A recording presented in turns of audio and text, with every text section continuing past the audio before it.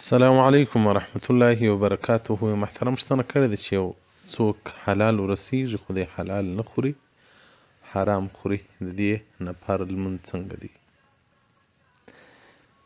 د لمونځ قبلیږي که نه قبلیږي؟ محترم، یو د لمانځه صحت دی، یو قبلیدن دی. لمونځ کوه سړی وکړي هغه حرام خور وي، حرام خوري، نسل حرامو ډک وي، هغه د لمانځه غاړې خلاص وي، او دا چې هغه عمل هغه لمونځ په نیز د الله قبول دی او که نه دی قبول، په دې حق کې رسول الله موږ ته څه وایي؟ رسول الله صلی الله علیه و آله و صحبه وسلم وایي که یو انسان 10 روپۍ یو انسان پیدا کی، په دې 10 روپیو کې یو درهم حرام وي، رسول الله صلی الله علیه وسلم وایي دغه سړي لمونځ نه قبلیږي.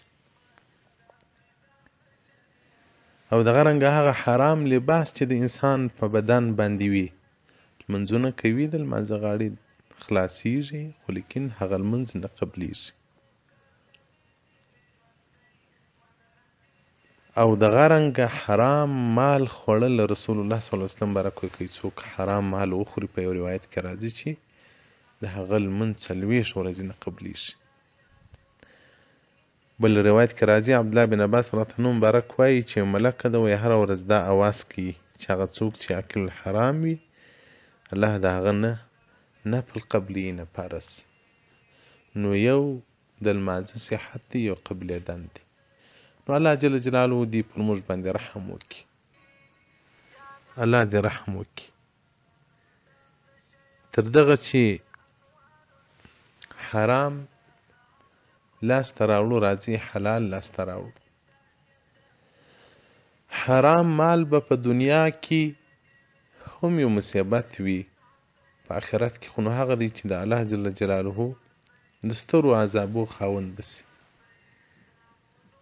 نو حرام مال خوړل او حلال ورته رسیږي او دی بیا دغه باوجود حرام مال خوري، نو دغه سړی خپل ځان و هلاکت ورغورځوي، بل هېڅ چاته تاوان نسي رسولی. اتحاب سادة المتقین شرح د احیاء العلوم جلد 6 صفحه 8 الباب الاول في تفصیل الحلال والحرام، دې ته پر وضاحت ورکړی دی. محترم، دغه څوک چې دا حرام خوري ورته لمونځ دی الله نه قبلي، تایب څه توبه وکړه، د حرام څخه اجتناب وکړه. والسلام علیکم ورحمة